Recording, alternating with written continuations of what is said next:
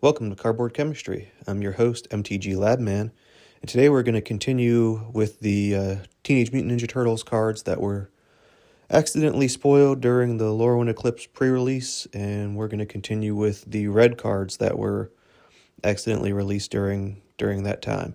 So without further ado, let's get started. First card is Broadcast Takeover, 2 colorless and 3 red. So 5 mana value overall. For a sorcery, gain control of all artifacts your opponents control until end of turn. Untap them, they gain haste until end of turn. So 5 mana value, gain control of all of your opponent's artifacts. It doesn't say artifact creatures, so you can gain control of all of their mana rocks, and use those. Kind of another mass denial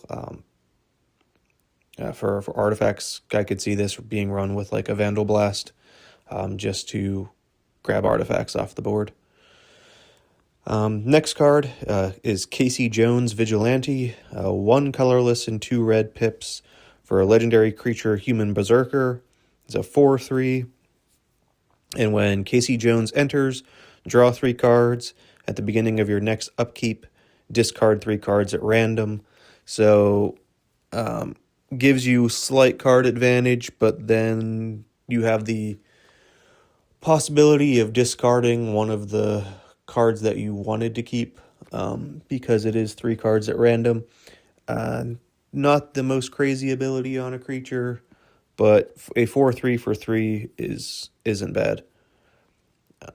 Next card is red enchantment class called Cold But Rude, 1 colorless and a red.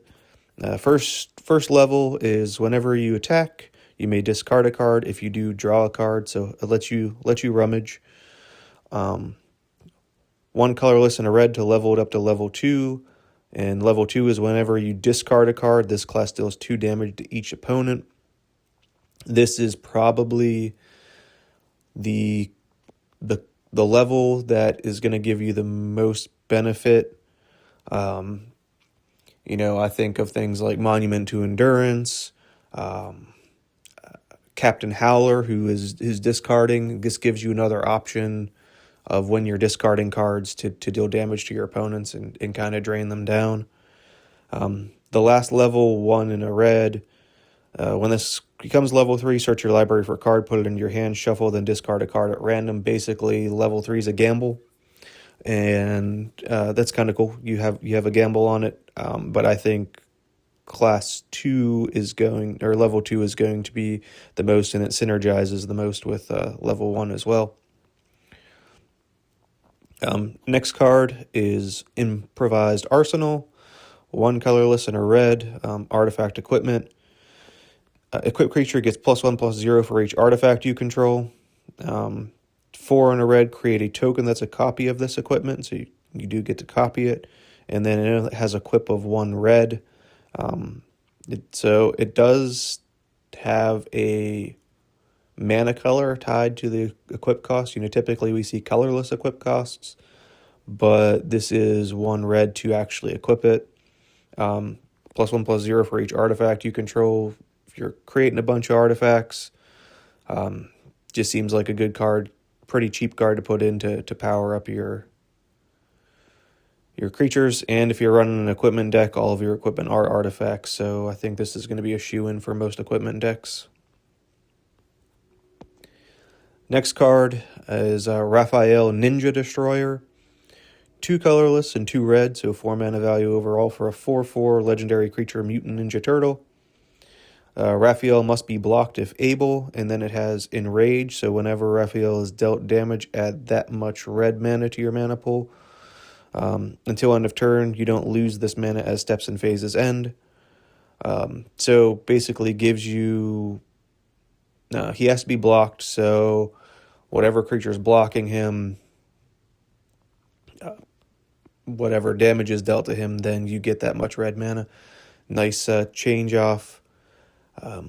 I do like Waiter Trainer Adept or Trainer Prodigy. That doubles all the enrage triggers on things. So I could see this being run in one of those decks where instead of it being dealt damage and you get 3 mana, you get 6 mana off of that. But cool card. I do like seeing the arrange mechanic come back. It's nice to see some old mechanics coming back. Next card is another Raphael. Raphael the Night Watcher, 2 colorless and 2 red, so same mana value as the previous version. It has sneak for 1 colorless and 2 red, so 3 mana value to sneak it in. It's a 2/3 mutant ninja turtle legendary creature, and it has attacking creatures you control have double strike, so you can, return an unblocked attacker, put this into play, and then gives everything double strike. Double strike's powerful, so there's not much else to say. It's just a nice utility creature. Next card is actually, I think, one of my favorite cards here in red. Ravenous Robots. 1 colorless and 1 red. For a 2/1 artifact creature robot. Whenever you cast an artifact spell, create a 1/1 colorless robot artifact creature token. Pay 1 red and tap creature tokens you control gain haste until end of turn. I like these real low mana value. 2 mana is not bad. And whenever you cast an artifact spell, do something. So, like Weapons Manufacturing and Edge of Eternities is probably one of my favorite cards from that block, where you just cast an artifact and you create a munitions token. Well, this gives you a robot token every time you cast an artifact. This is definitely going to be a pickup for me for my Zabaz the Glimmerwasp deck. And the final red card that was accidentally released during the pre-release is Slash Reptile Rampager. 3 colorless, 2 red, so 5 mana value overall for a 7/5 legendary creature mutant berserker turtle. Alliance, whenever another creature you control enters, Slash deals 2 damage to each opponent. So impact tremors on a creature, a little bit buffed impact tremors on a creature. And then whenever Slash attacks, create a 2/2 red mutant creature token. So you do get the ability, whenever it attacks, you create a token, and that token will do 2 damage to each opponent. So, if he swings in and the opponent doesn't have a blocker, you're dealing 9 damage from 7 from Slash, and then another 2 from his ability. Strong card, 5 mana value, but overall, I think so far the cards in the Teenage Mutant Ninja Turtle set look like they're going to be pretty solid. Feel free to comment, like, share, subscribe, and I'll catch you guys on the next one.